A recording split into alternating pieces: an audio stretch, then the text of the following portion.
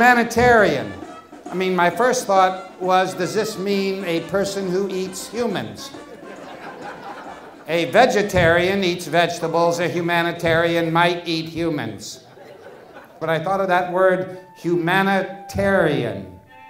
And there's a word in English, to tarry. And I looked it up in the dictionary, to tarry, to stay, to find out. Isn't that lovely? To linger, abide, remain, wait, to stay in a place. Humanitarian, to tarry on a need. You see a need and you don't go, You stick around and wonder what you can do. When I was a little kid, I remember working and trying to save money. And money was something that people talked about a lot. I wanted to get my mom a mink coat one day, have a big Cadillac. And then, as I grew older, I just noticed that the people who were the happiest were not the people with the most money. So it's pretty simple. Since the people who are the happiest are the people who seem to be concerned about helping other people, I wanted to be one of them. People want juicy. A lot of times they take drugs to try to find juicy. And you're on the drug. It's called giving. Giving your love and help for other people. Radiate your glee. Why don't you just wiggle your arms in your face and show that love, that juicy love of humanitarian juice. Holy smoke, it feels good. Oh, I want some of that. Ow!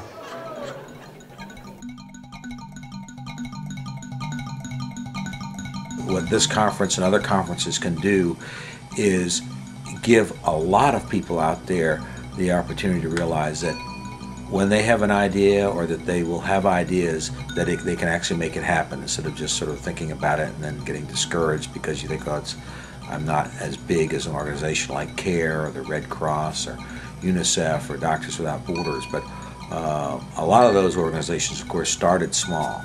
But what we have at a conference like this is hundreds of small efforts around the world being showcased in a way that inspires you to put your own inspiration into effect and your own vision into reality.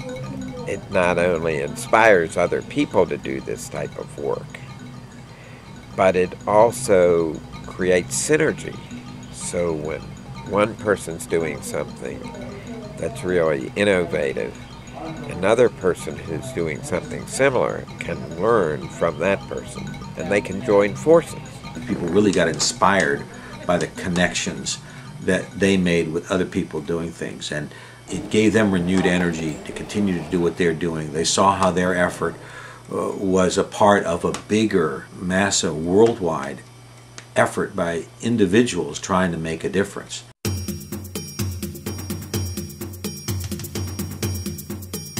One of the things that was really important that emerged from the summit was the cross-connections, the cross-pollination between different organizations. What I got from it, I think more than anything else, of course, was meeting a lot of different people that do humanitarian work of all types. I met a lady from Kenya, and I told her that I was soon going to make a trip to Kenya because we've had an organization there that wants us to come and train their women in the villages to become a volunteer group. Well, it so happened that this lady's father is a retired school principal that lived right near the village where I'm going to start working. So with that contact, we're ready to start our work, and probably we'll cut a year or so off of the development that we would have had to have done. MD Junior has been able to kind of target three main new projects. The first is MD Junior is working in collaboration with another organization to start Leadership for a Healthier World, targeting childhood obesity. The second is a mentorship program in Dallas, Texas, and that event is next week. And then the third is MD Junior, as a result of the summit, has been able to volunteer plenty of times at MedSure and also plans to do that in the future. Someone had said, there's a fellow from Cameroon, he needs a place to stay. So 2 different times I took a piece of paper to the planning meeting and I said, does anyone have a place for this gentleman from Cameroon? Out of it came a woman who not only agreed to keep Tonto, but she actually had him bring his girlfriend. I'm Dieudonné Tantom Foba, and you can call me Farmer Tanto. One more thing that came out was a donor gave a very handsome check to this young man so that he can continue his work. But I believe that one day the whole world will be impacted from the grassroots programs we're doing in Africa.